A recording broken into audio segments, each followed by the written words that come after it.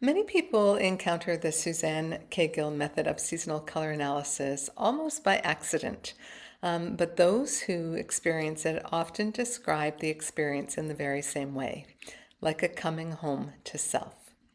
Today, you'll meet a consultant who not only had that coming home to self experience, but chose to build her professional world around it for the past 40 years.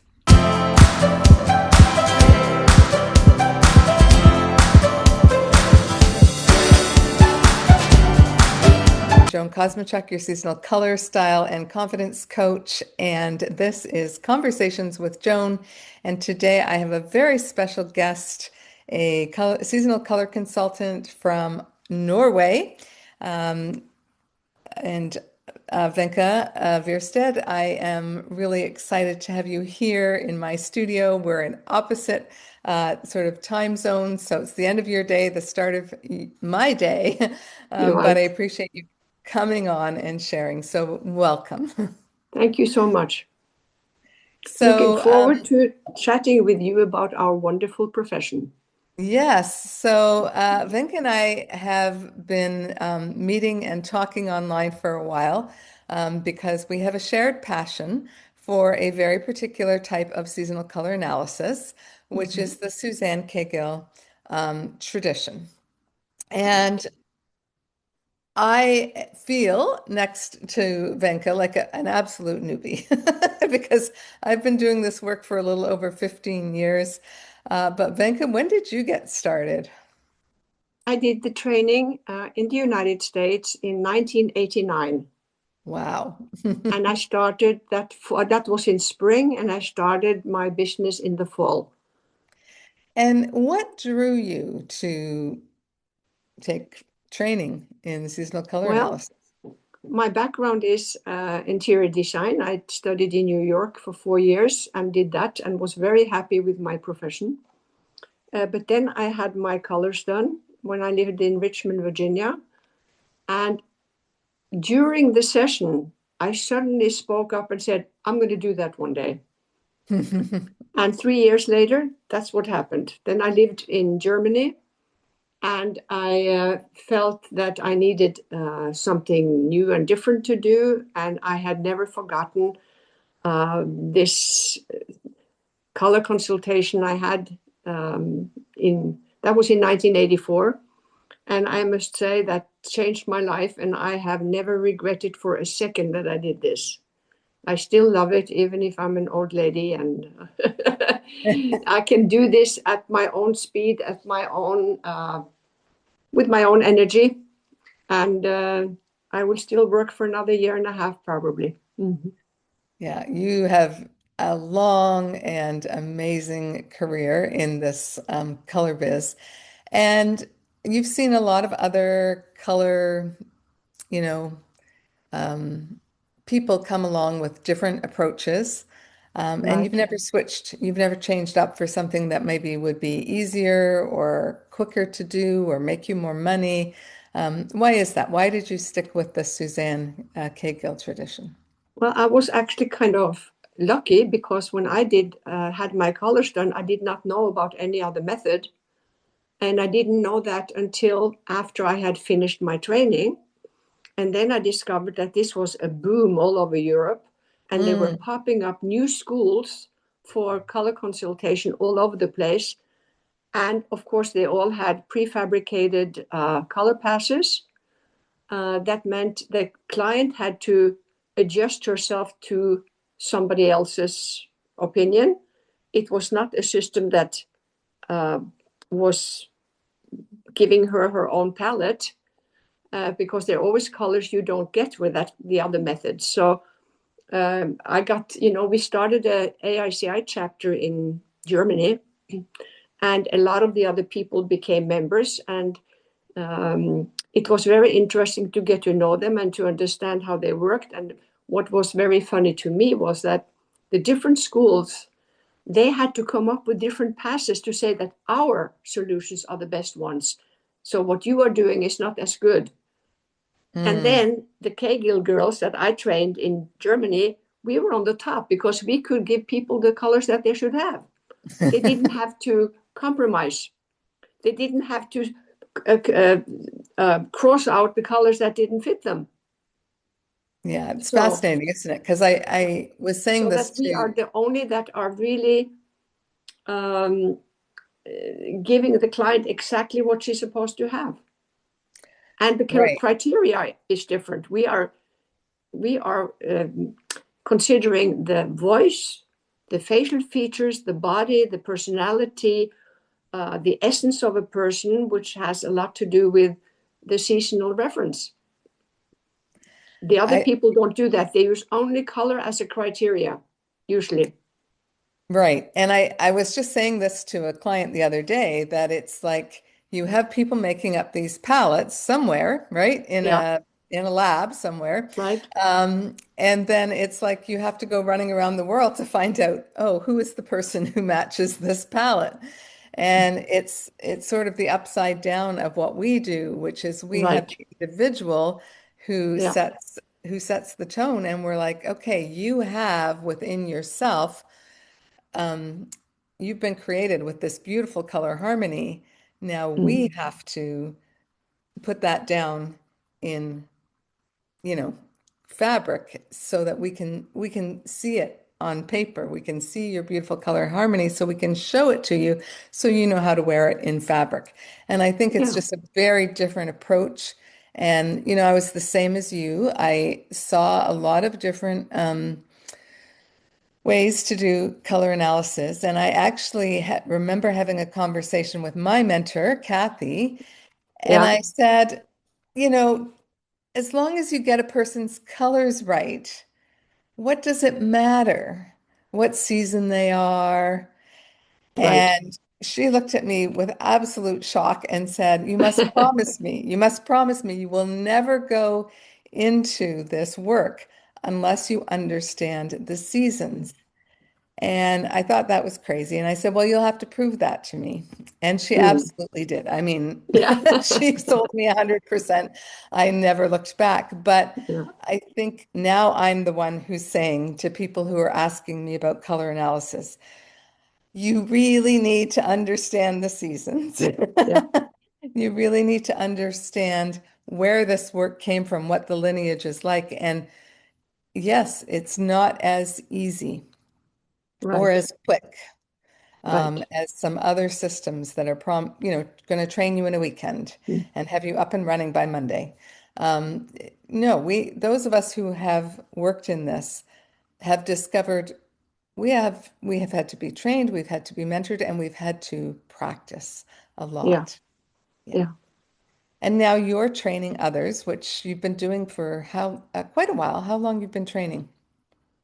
How long have I been? Training.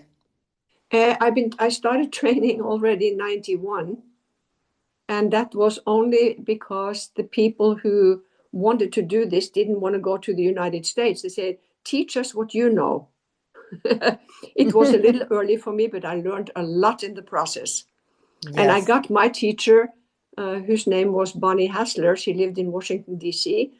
So I paid for her trip and got her to come the last week of the training when we had clients, and I could benefit from her support and help and explanations. And after that, I did it on my own. So I Yeah, had some students every year, and now I'm yeah, training people here in Norway. And it's not so easy. I mean, they need to be realistic about the work that is needed to get good at this. yes. Takes a lot of practice. It's training the eye, Mm, not just to see color, but to see color in the person, how that color right, interacts with a living human being. And right. we've talked about just some of the differences between working in Germany and Norway and the Yeah. US, because you're encountering very different um, ethnicities, very different culture, very different Mm, personality, and yet you're still working with the same four seasons. And a lot of people say they're very limiting, but they're not when you right. understand them. So are you finding in Norway all four seasons? Yes, but fewer winters. I have mainly, today I had a dual tone summer. She was very typical, but I normally have most springs and autumns. Hmm. Some summer, also summer is not rare, but it's the third on the list, and winters very rarely, because Norwegians are the Nordic type that most people are lighter in the colors. They're more extrovert, even if people think we are very different. But most people are more outgoing. And so that when I have a winter, I'm very, very happy. In Germany, I had lots of winters. Yes, Yeah, so they're more mixed people down there. right. Yeah. I also sometimes think that winter women are often more uh, aware of and comfortable with the colors that look best on them, and they Mm-hmm. often are not the ones who seek help as much as other seasons. Mm-hmm. So I sometimes wonder how much of that plays into it. Right. And you yourself were typed as a, what's your season? I couldn't hear you now. What's your season? My season, I was given the season Golden Spring, and I was Beautiful. given the season Satin Spring, and you have given me the season Sandy Spring. So I take them all.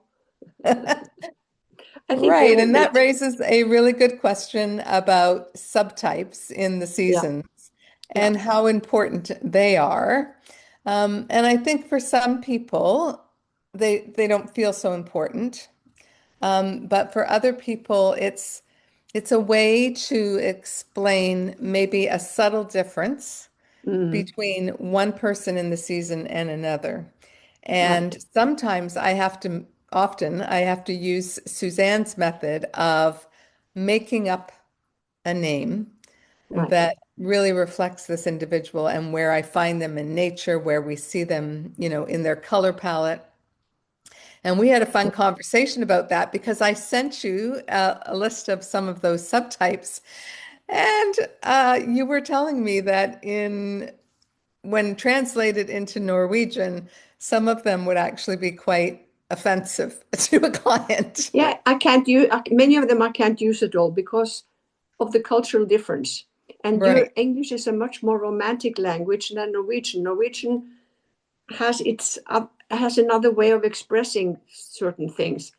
But I gave a course to some of the people that I have trained in the subseasons that was last week.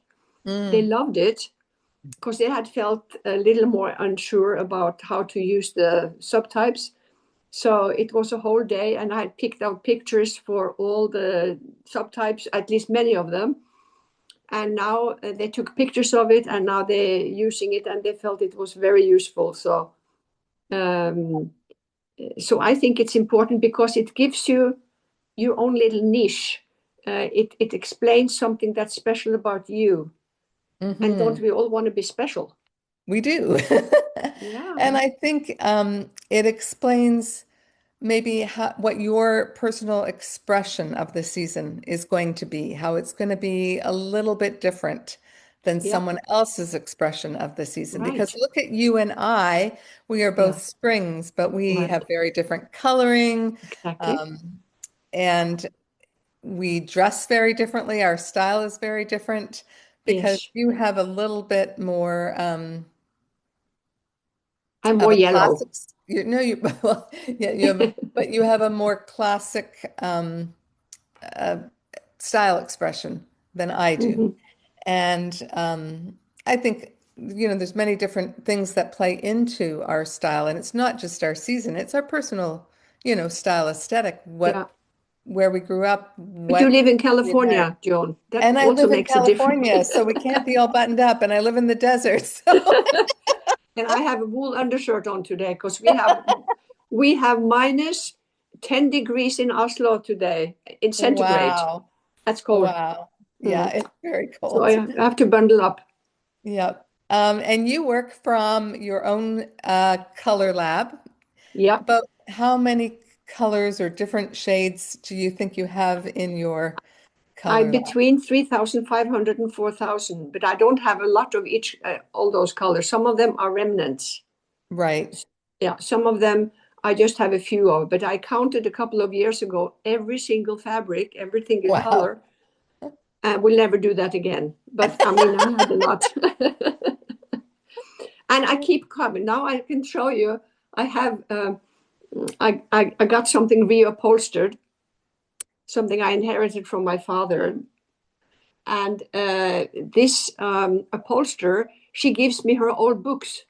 And Oh, then for the colors, I can sometimes get between 6 and 12 just of one color. So I have lots of those in my system.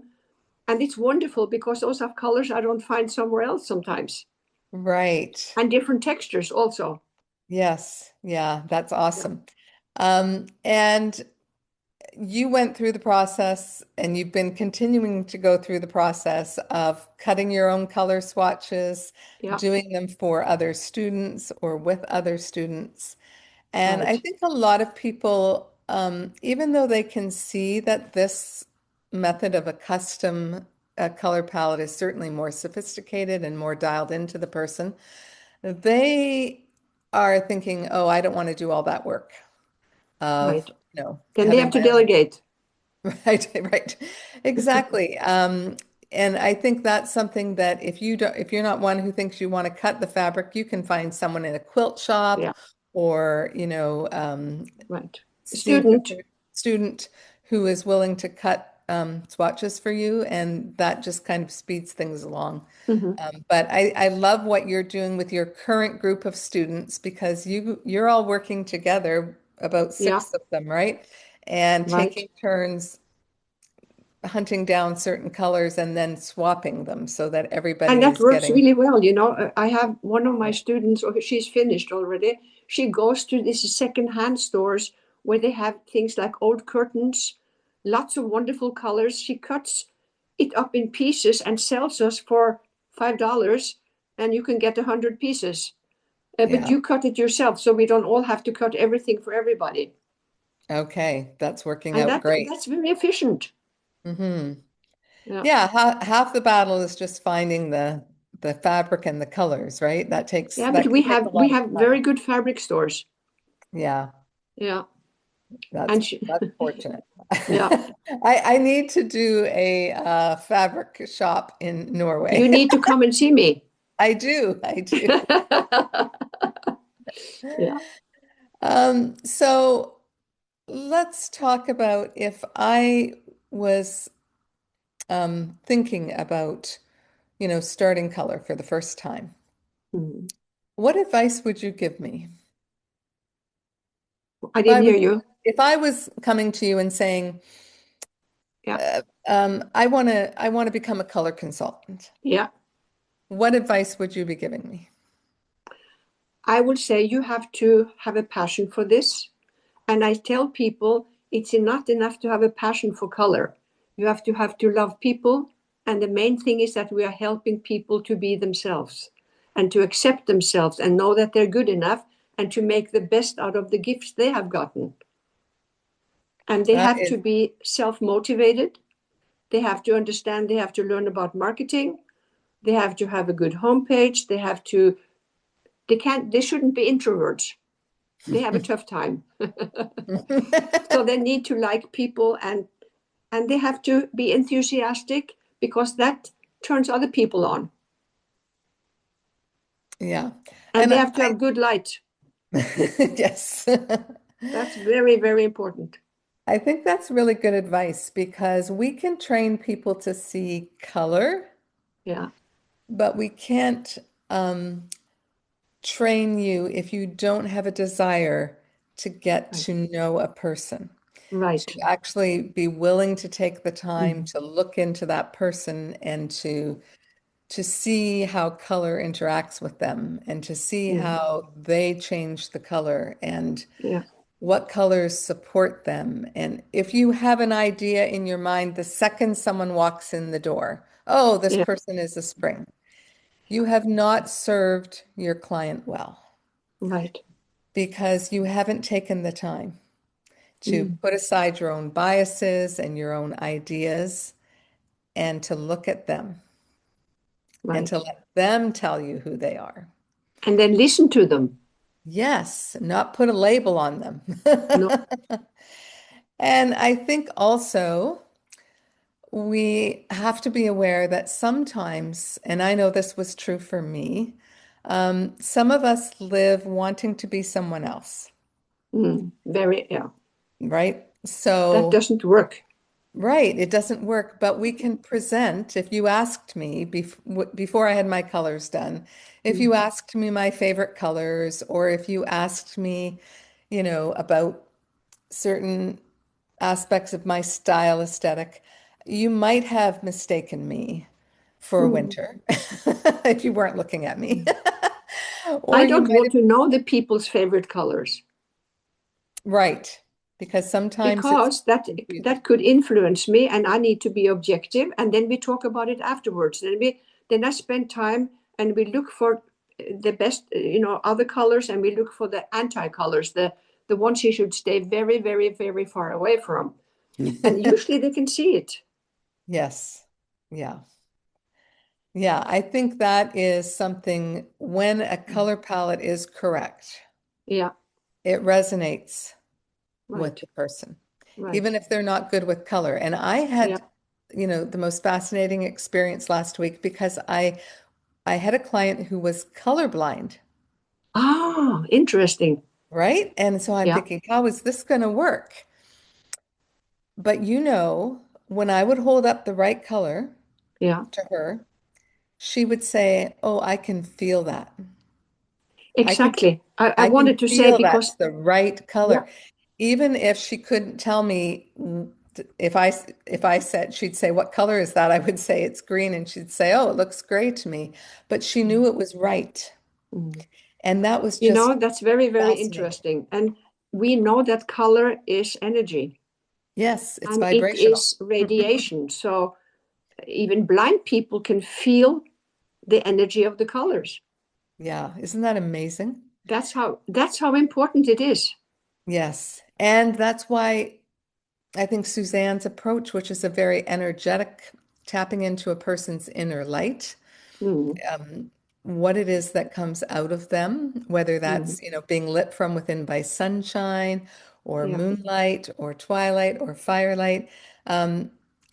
When you have all these pre-made palettes, nobody's paying attention yeah, to the energetic light that you right, need, that really is coming from you, that right, often gets suppressed. When right. I wear gray, Yeah. it's like the clouds, like the cloudy day right now, like the sunshine just disappears. Right. You can just see my energy, Yeah. just like, and you can't explain. I could not explain, you know, how that could possibly be until I started to understand the Mm, energetic, interaction because, mm, you would think, okay, well, there must be a gray in the world that I could wear. right. And there is, if I was really Mm, to hunt, but I don't love that color because of what it does, what the energy of that color does to me. And that would be very different for me if I was a summer type, perhaps. That right. gray would feel enveloping and very supportive. But Mm, for me, yeah, just right. go splat. Yeah. No. You know what I usually tell my clients about light gray? I say, if they shouldn't have it, I mean, the people who can use it, but I said it's the least communicative color in the spectrum. It says nothing about you if it's not your color. And a lot Right. of people have these sweatpants and sweatshirts in light gray, and they look boring. So I said, Yes. if you have some of that, combine it with one of your best colors near the face, and it's okay. But a lot of people have some, oh, I like light grays. It's so beautiful. And then I show them, I said, I hold up a whole tray with light grays. And I said, no, it's not good. Yes, it's become kind of trendy, right? Yeah, It's a trendy color. I yeah, think back to when I was younger, and it was the very rare person who wore gray. yeah. More men than women for sure. And then it just sort of started to trend, and now it's in everything, right? People are painting their Mm, houses gray. They want gray couches. They want, gray offices. and they want gray clothing. But I think you make a really good point. It says nothing. No, it doesn't. It So really. I always tell them, Norwegians, I used to tell you that Norwegians in summer think they all want light colors. But if they Mm, don't have a tan, they disappear. right. So I said, Yeah. you can wear light colors if you absolutely want to, but have some dark um, accessories. Do something to break it up so that I see you. Otherwise, I don't see you. Yes, I think it's a challenge, especially for autumns and Yeah, darker summers who don't have a lot of light colors in their palette. yeah. And they're like, what am I going to wear in the In summer, summer? And it's right, the same problem that as a spring I have because my colors are all quite light and light value, medium, light to medium value. It's like, what am I going to wear in the winter? right, And I certainly lean heavily on my white, related white in the winter. I wear winter white. And I think that a lot of my darker toned palettes, they have to also consider their skin tone, maybe their skin tone right, light, their related right, whites, and even their metallics can come in handy for right. the summer months. But yeah, Yeah. No, I agree totally with you. And as I say, the darker your skin is, the better the pastel colors look on you. But if yes, you're very light skinned and you wear very pastel colors, it's very not washed much out. information. Yeah. It's very, I you don't know get who you washed are. out. Yeah. Yeah. That's interesting. And I think one of the other intriguing things about having your color sense, a lot of people think it's very limiting, right? Oh, if I Yeah, have my, I don't right? understand that. Right. No, I have Because- had my colors for more than 40 years and I still find all the time new ways of using them. Yes, I think that is the thing that as you get to know yourself and as you work within that, limited palette, Right, you really do start to see different ways of expressing yourself through those colors, right, different fabrics, different styles, different combinations of those colors, different print. right. And it's endless, right? Mm. I actually still have colors on my palette 15 years later that I have yet to put in my wardrobe Right, right. because I'm too busy with my other colors. Yeah, yeah. And, And isn't or that I just, wonderful? You can still haven't grow done into it. something new and different. Yeah. And Yeah. I know at different seasons, like there was when I discovered my skin tone and what that did for me, because I had never really loved my very colorful face.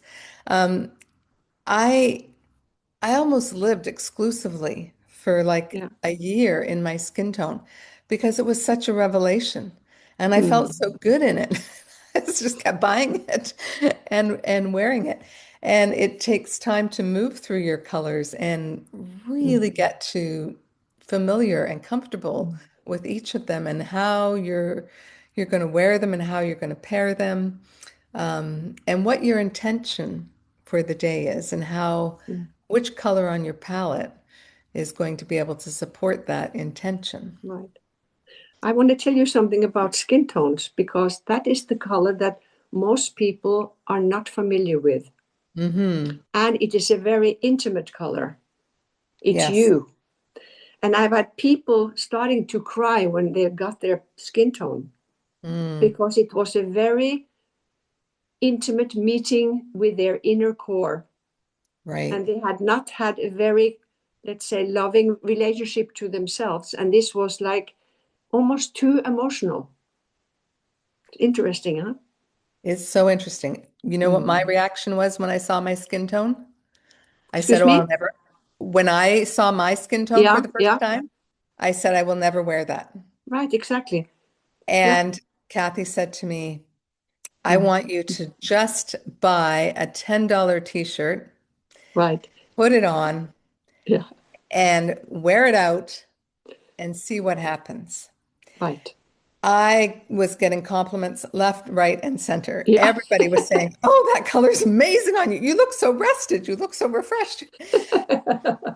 And I had to come to terms with a part of myself that I didn't love. I believe it.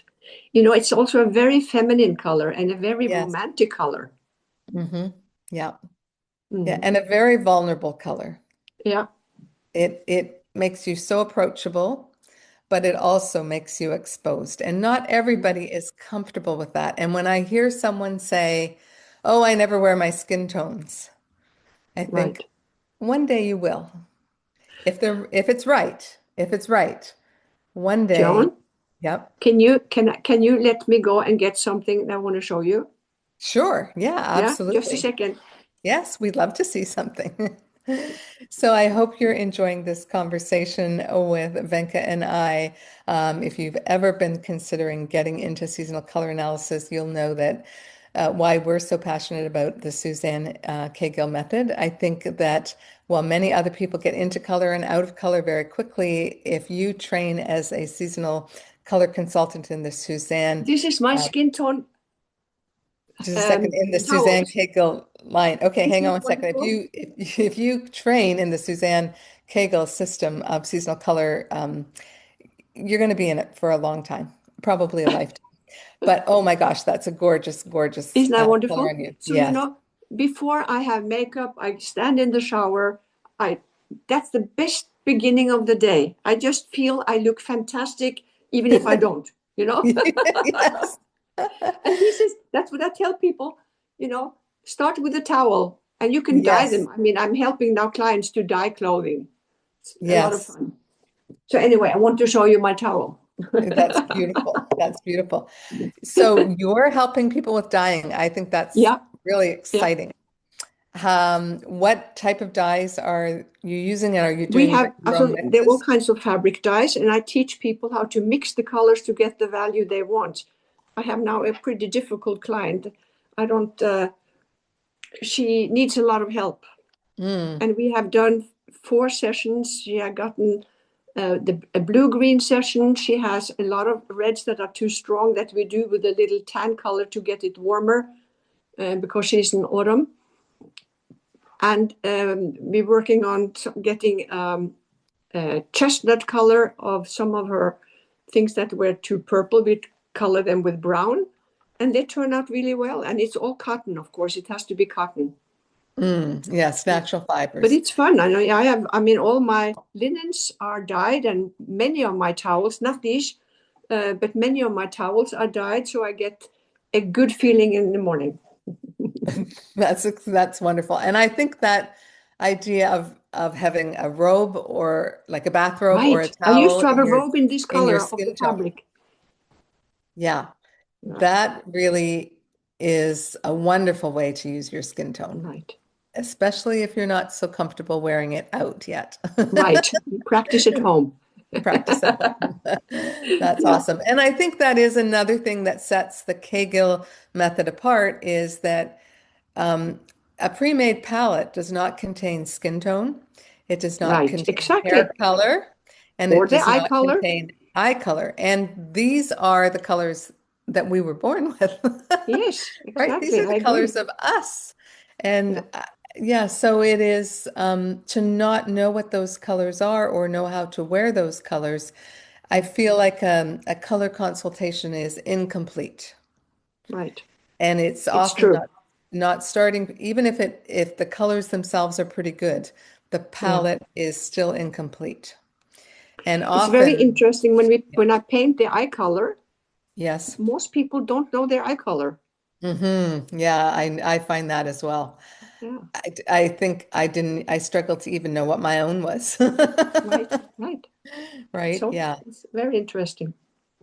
Hmm. Mhm. And I think that probably is another core piece that I would say why I chose this method over other methods Yeah. is because I recognized, my goodness, you know, these are the colors of me. These are Mhm. the colors, if I wore no other colors, if I Right. just wore my inherent colors, I would Right. always be showing up as the best Yeah. version of myself. I think that the method is so superior, there is no comparison, in my opinion. Hmm. Yeah, and I don't think we say that from a place of professional pride. No, no, it's just the way it is. It's observation. It's a Yeah, recognition and of, experience. yes, of what this, Yeah, and I think you said it at the beginning, and maybe we'll end with this, but you said you had your colors done and you have never regretted that decision. You've never never. regretted that investment. And it has been a transformation, a piece of knowledge that whether you had gotten into color yourself or not, that you Mhm. personally, it It would was have like coming home. right, yes, it transformed you Yeah, and it was a lifetime transformation. It's not just a fun moment. It's yeah, not just like, oh, let's go in and see what my colors are. It yeah, really is a yeah. guide for the rest of your life in how Mm, in who you are and mm, what color does and supports you. And yeah, I think that a lot of people, because of, all these people on TikTok and Instagram and, mm, AI can tell yeah. you your colors, they don't understand what No, that no, interaction with a no, trained, yeah. color consultant, what that does for you. I I think you, agree. And but when people discover this method, I mean, I feel I attract only the people who want to go in the depth of this subject. The others, they go to others.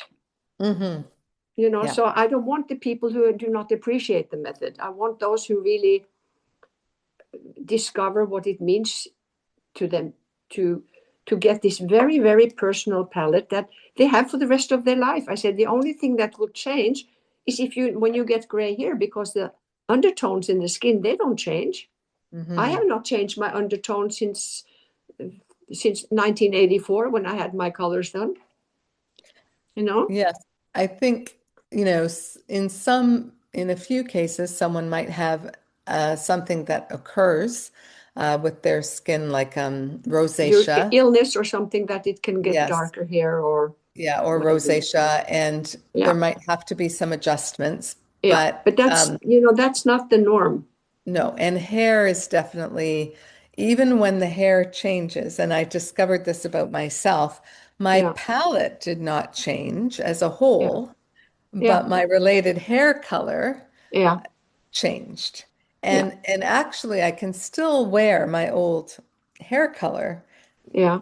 that I was given, but now I have some additional colors that I can wear with this lighter What hair. was your original color?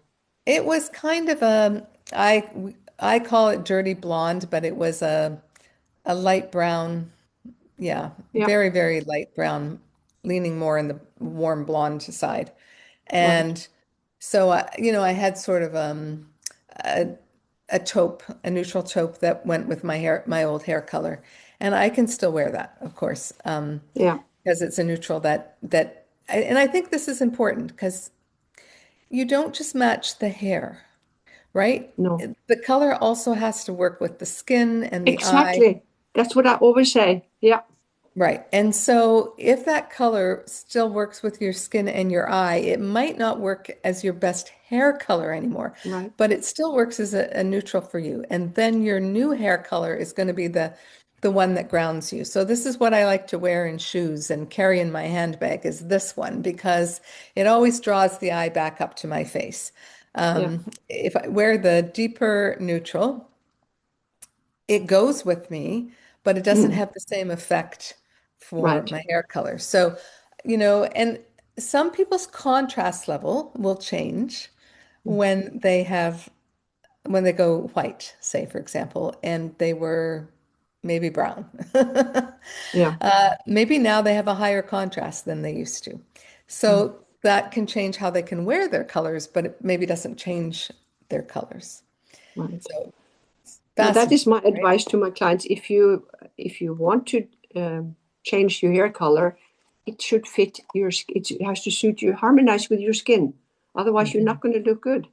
Yeah. And the client I had today, the dual tone summer, she's an artist and she had made her hair a red that did not fit her pink skin at all, and it Mm, was down to her waist. mm, So I advised her to think about going back to her dark brown hair.